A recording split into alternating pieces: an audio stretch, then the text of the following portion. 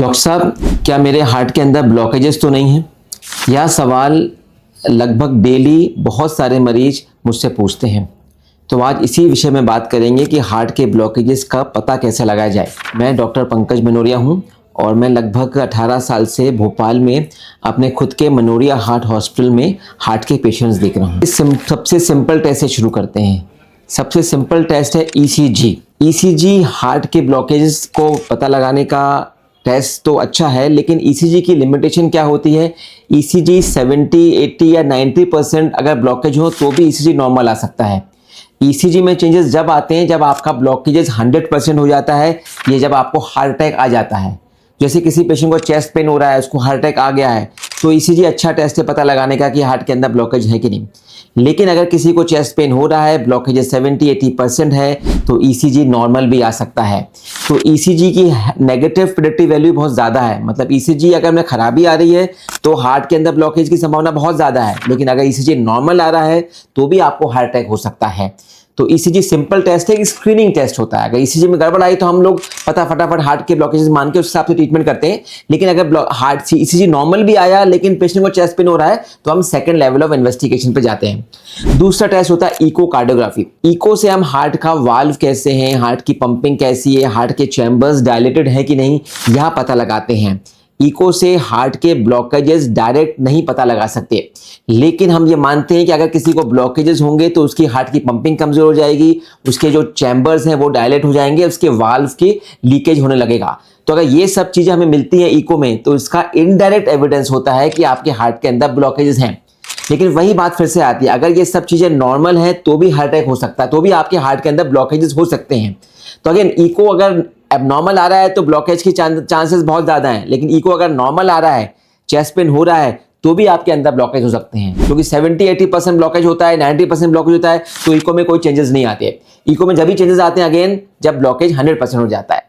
तो again eco की भी लिमिटेशन है, लेकिन इको से पंपिंग का पता लग जाता है, वाल्व कैसे पता लग जाता है, तो एक इनडायरेक्ट हमें एक आइडिया हो जाता है कि हार्ट की ओवरऑल फंक्शनिंग कैसी है। अब तीसरा टेस्ट आता है ट्रॉप-टी। ये एक ब्लड टेस्ट है। ट्रॉप-टी एक बायोमार्कर टेस्ट होता है, ब्लड का टेस्ट होता है। जब भी कभी किसी को हार्ट अटैक आता है या ब्लॉकेजेस डेवलप होते हैं, कई बार सीरियस टाइप के, ब्लड में एंजाइम सेक्रेट होते हैं जिनको बोलते हैं ट्रोपोनिन एंजाइम, तो ये ब्लड के टेस्ट से पता लग जाता है। तो जैसे किसी को चेस्ट पेन हुआ, अगर इसका ट्रोपोनिन लेवल, ट्रॉप-टी बोलते हैं, अगर बढ़ा हुआ आया तो इसका श्योर शॉट मतलब है कि हार्ट के अंदर ब्लॉकेजेस सीरियस टाइप के डेवलप हो गए हैं और आपके हार्ट के मसल्स डैमेज हो रहे हैं। तो चेस्ट पेन में ट्रॉप-टी अगेन एक बहुत अच्छा स्क्रीनिंग टेस्ट होता है। जैसे हमारे पास कोई पेशेंट आया, ट्रॉप-टी कराया, अगर उसको पॉजिटिव आया तो पक्का उसके हार्ट के ब्लॉकेज हैं। लेकिन अगेन ट्रॉप-टी की एक लिमिटेशन होती है कि ट्रॉप-टी आपका फर्स्ट 6 आवर्स में नॉर्मल भी आ सकता है। जैसे किसी को सीवियर चेस्ट पेन हुआ और शुरू में आ गया, बहुत जल्दी आ गया हमारे पास, हमने जल्दी टेस्ट करा लिया, तो शुरू में नॉर्मल आ जाता है। ट्रॉप-टी 2 से 6 घंटे के बाद ही पॉजिटिव आता है, तो यह एक लिमिटेशन होती है। और अगेन ट्रॉप-टी जब भी एलिवेट होता है जब आपके अंदर ब्लॉकेजेस 90 या 100% होते हैं। अर्ली ब्लॉकेजेस 70-80% ब्लॉकेज में कई बार ट्रॉप-टी नेगेटिव भी आ सकता है, ये भी ब्लॉक हो गया। अब आते हैं fourth investigation, stress test. Stress test, suppose किसी को पेशेंट को चेस्ट पेन हो रहा है, ऑफ एंड ऑन होता है और ईसीजी नॉर्मल आ रहा है, इको नॉर्मल आ रहा है, तो हम इसको स्ट्रेस टेस्ट बोलते हैं, टीएमटी बोलते हैं। टीएमटी में क्या करते हैं, जैसा कि नाम है स्ट्रेस टेस्ट, टीएमटी में हम हार्ट को स्ट्रेस करते हैं। स्ट्रेस कैसे करते हैं, उसको ट्रेडमिल में दौड़ाते हैं, चलाते हैं, ताकि उसकी हार्ट बीट और ब्लड प्रेशर बढ़े। अगर उसके अंदर 70% 80% ब्लॉकेज होंगे तो जब हम इसकी हार्ट बीट बढ़ाते हैं तो स्ट्रेस करते हैं तो बॉडी का हार्ट का डिमांड बढ़ जाता है ऑक्सीजन सप्लाई का।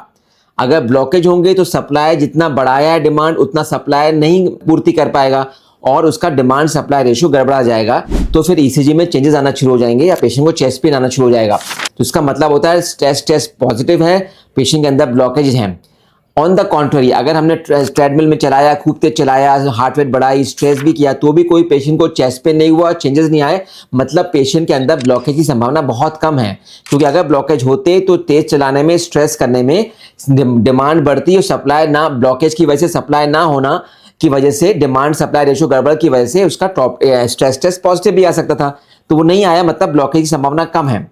अगेन स्ट्रेस टेस्ट की रिलायबिलिटी 80% होती है। इसका मतलब ये होता है कि अगर स्ट्रेस टेस्ट किसी को ब्लॉकेज हैं तो भी 80% केस में पॉजिटिव आएगा, लेकिन 20% केस में ब्लॉकेज के बावजूद भी स्ट्रेस टेस्ट नेगेटिव आ सकता है।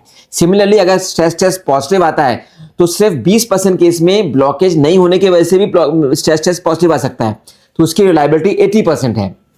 अब आते हैं इसके हायर। अब नेक्स्ट लेवल इन्वेस्टिगेशन होता है सीटी एंजियोग्राफी। सीटी एंजियोग्राफी एक नॉन इन्वेजिव टेस्ट होता है जिसमें कि हम डाई देते हैं और सीटी स्कैन के माध्यम से हार्ट की डायरेक्ट जो 3 धमनियां हो उसकी डायरेक्ट हम जांच करके देख लेते हैं कि उसमें ब्लॉकेज है कि नहीं। ये सीटी एंजियोग्राफी एक बहुत अच्छा स्क्रीनिंग टेस्ट है बोलता हूं। जैसे किसी को हल्का फुल्का चेस्ट पेन हो रहा है, क्लियर समझ में नहीं आ रहा क्या है, तो हम एक सीटी एंजियो करा के देख लेंगे। अगर सीटी एंजियो नॉर्मल आया तो बिल्कुल निश्चित हो जाएगा कि हार्ट के अंदर ब्लॉकेज बिल्कुल नहीं है आपके, उसकी नेगेटिव प्रोबेबिलिटी वैल्यू बहुत ज्यादा है। लेकिन अगर किसी को ब्लॉकेज आते हैं तो फिर हमें उसका फिर बड़ी एंजियोग्राफी करना पड़ता है, इन्वेजिव एंजियोग्राफी जो बोलते हैं, कोरोनरी एंजियोग्राफी प्रॉपर वाली, वो करके उसको कंफर्म करना पड़ता है। तो again CT angio good test है स्क्रीन आउट करने के, रूल आउट करने के लिए। चेस्ट पेन हुआ, सीटी एंजियो कराया, नॉर्मल है, मामला खत्म कर दिया हमने। लेकिन अगर किसी को हमें लग रहा है किसी को इसमें पॉजिटिव आता है सीटी एंजियो में, तो फिर हम बड़ी जांच करते हैं। अब आता है गोल्ड स्टैंडर्ड, मतलब सबसे बड़ी जांच और सबसे महत्वपूर्ण जांच और सबसे रिलायबल जांच ब्लॉकेज पता करने की होती है कोरोनरी एंजियोग्राफी, इन्वेजिव एंजियोग्राफी, जो कि हम हाथ की नस या पैर की नस के माध्यम से कैथरा डाल के डायरेक्ट आपकी हार्ट के अंदर झांक के देखते हैं कि जो हार्ट की 3 धमनियां हैं उनकी ब्लड सप्लाई की पोजीशन क्या है। इसको बोलते हैं कोरोनरी एंजियोग्राफी। इस कोरोनरी एंजियोग्राफी में अगर ब्लॉकेज आए तो मतलब ब्लॉकेज है, नहीं आए तो मतलब ब्लॉकेज नहीं है। इससे बड़ी कोई जांच नहीं होती। ये फाइनल आंसर है आपको पता लगाने का कि ब्लॉकेज है कि नहीं है। लेकिन क्योंकि जांच इन्वेजिव होती है इसलिए हम ये शुरू के जो मैंने टेस्ट बताए वो सब टेस्ट करते हैं।